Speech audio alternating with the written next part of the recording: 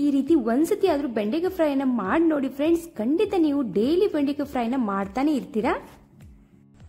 Hi friends, welcome to GNS home cooking. Friends, ಇವತ್ತು ನಾನು ನಿಮಗೆ ತುಂಬಾನೇ ಈಸಿಯಾಗಿ ಬೆಂಡೆಕಾಯಿ ಫ್ರೈನ ಯಾವ ರೀತಿ ಮಾಡೋದಂತ ತೋರಿಸ್ಕೊಡ್ತಾ ಇದ್ದೀನಿ. ಇದು ಅನ್ನ ಜೊತೆಗೆ, ಚಪಾತಿ ಜೊತೆಗೆ, ಮುದ್ದೆ ಜೊತೆಗೆ, ಹಾಗೆ ಪ್ರತಿಯೊಂದು ಜೊತೆಗೂ ಕೂಡ ಸೈಡ್ ಡಿಶ್ ಆಗಿ ಇದನ್ನ ನೀವು ಯೂಸ್ ಮಾಡಬಹುದು. ಸೊ ನನಗಂತೂ ಈ ಬೆಂಡೆಕಾಯಿ ಫ್ರೈ ತುಂಬಾ ಇಷ್ಟ. ಮದುವೆಗಿಂತ ಮುಂಚೆ ಕೂಡ ನನಗೆ ಈ ಬೆಂಡೆಕಾಯಿ ಫ್ರೈ ಅಂದ್ರೆ ತುಂಬಾ ಇಷ್ಟ. ತುಂಬಾ ಬೇಗ ಕೂಡ ಆಗುತ್ತೆ, ತುಂಬಾ ಈಸಿಯಾಗಿ ಚಟ್ಪಟ್ ಅಂತ ಮಾಡಿಬಿಡ್ಬೋದು. ಅದಕ್ಕೋಸ್ಕರ ಹಾಗಿದ್ರೆ ತಡ ಮಾಡ್ತೀನಿ, ಈ ವಿಡಿಯೋನ ಪೂರ್ತಿ ನೋಡೋಣ ಫ್ರೆಂಡ್ಸ್. ಈ ವಿಡಿಯೋ ನೋಡೋಕ್ಕಿಂತ ಮುಂಚೆ ನೀವೇನಾದ್ರೂ ಹೊಸಬ್ರಾದ್ರೆ ಪ್ಲೀಸ್ ನಮ್ಮ ಚಾನಲ್ಗೆ ಸಪೋರ್ಟ್ ಮಾಡಿ, ಹಾಗೆ ನಮ್ಮ ಚಾನೆಲ್ನ ಸಬ್ಸ್ಕ್ರೈಬ್ ಮಾಡ್ಕೊಳ್ಳೋದನ್ನ ಮರಿಬೇಡಿ ಫ್ರೆಂಡ್ಸ್. ಈ ವಿಡಿಯೋ ನಿಮಗೆ ಇಷ್ಟ ಆದ್ರೂ ಕೂಡ ಒಂದು ಕಮೆಂಟ್ ಅನ್ನ ಹಾಕಿ ಫ್ರೆಂಡ್ಸ್. ಇಷ್ಟ ಆಗಿಲ್ಲ ಅಂದ್ರೂ ಕೂಡ ಒಂದು ಕಮೆಂಟ್ ಅನ್ನ ಹಾಕಿ. ನೀವು ಒಂದು ಕಮೆಂಟ್ ಹಾಕೋದ್ರಿಂದ ನನಗೆ ನೆಕ್ಸ್ಟ್ ವಿಡಿಯೋ ಮಾಡ್ಬೇಕು ಅನ್ನೋದೊಂದು ಆಸೆ ಕೂಡ ಉಂಟಾಗುತ್ತೆ. ಅದಕ್ಕೋಸ್ಕರ ಹಾಗಿದ್ರೆ ತಡ ಮಾಡ್ತೀನಿ, ವಿಡಿಯೋನ ಪೂರ್ತಿ ನೋಡೋಣ ಬನ್ನಿ ಫ್ರೆಂಡ್ಸ್. ಮೊದಲಿಗೆ ನಾನು ಇಲ್ಲಿ 1/4 kg ಆಗೋಷ್ಟು ಬೆಂಡೆಕಾಯಿನ ತಗೊಂಡಿದ್ದೀನಿ ಫ್ರೆಂಡ್ಸ್. ಬೆಂಡೆಕಾಯಿನ ಎಳೆದಿರುವಂತ ಬೆಂಡೆಕಾಯಿನೇ ತಗೋಬೇಕಂತಿಲ್ಲ. ಸೊ ಬಲ್ದಿರುವಂತ ಬೆಂಡೆಕಾಯಿ ಇದ್ರೂ ಕೂಡ ನೀವು ತಗೋಬಹುದು.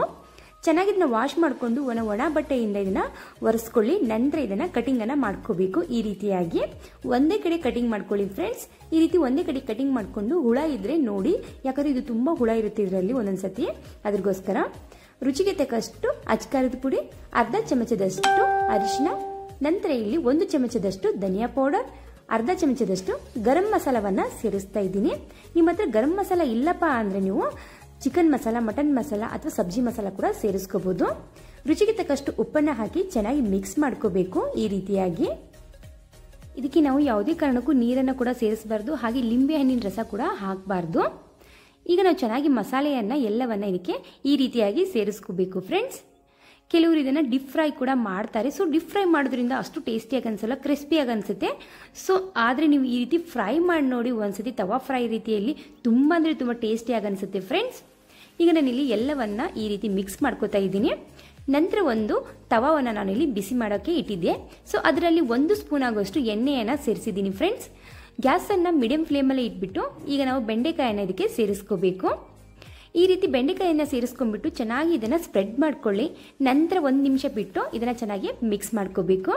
ನಿಮ್ಗೆ ಎಷ್ಟು ಕ್ರಿಸ್ಪಿ ಬೇಕಲ್ಲ ಅಷ್ಟು ಕ್ರಿಸ್ಪಿ ಆಗೋವರೆಗೂ ನೀವು ಇದನ್ನ ಫ್ರೈ ಮಾಡ್ಕೋಬಹುದು ಫ್ರೆಂಡ್ಸ್. ಈಗ ನಾನಿಲ್ಲಿ ಗ್ಯಾಸನ್ನು ಆಫ್ ಮಾಡಿ ನಿಮಗೆ ಒಂದು ಬೆಂಡೆಕಾಯನ್ನು ಓಪನ್ ಮಾಡಿ ತೋರಿಸ್ತಾ ಇದ್ದೀನಿ. ನೋಡ್ತಾ ಇರ್ಬೋದು ಉಪ್ಪು ಖಾರ ಎಷ್ಟು ಚೆನ್ನಾಗಿ ಇದರಲ್ಲಿ ಸ್ಪ್ರೆಡ್ ಆಗಿದೆ, ಎಷ್ಟು ಚೆನ್ನಾಗಿದೆ ಕುಕ್ ಆಗಿದೆ ಅಂದ್ಬಿಟ್ಟು. ಸೊ ತುಂಬ ಅಂದರೆ ತುಂಬ ಟೇಸ್ಟಿಯಾಗಿ ಅನ್ಸುತ್ತೆ. ನಾವು ಈ ರೀತಿ ಉಪ್ಪು ಖಾರ ಇದರಲ್ಲಿ ಹಾಕಿ ಮಾಡೋದ್ರಿಂದ ತುಂಬ ಈಸಿಯಾಗಿ 1 ಟೇಬಲ್ ಸ್ಪೂನ್ ಎಣ್ಣೆಯಲ್ಲಿ ನಾವು ಇದನ್ನು ಮಾಡೋದ್ರಿಂದ ಹೆಲ್ದಿ ಕೂಡ ಆಗಿರುತ್ತೆ.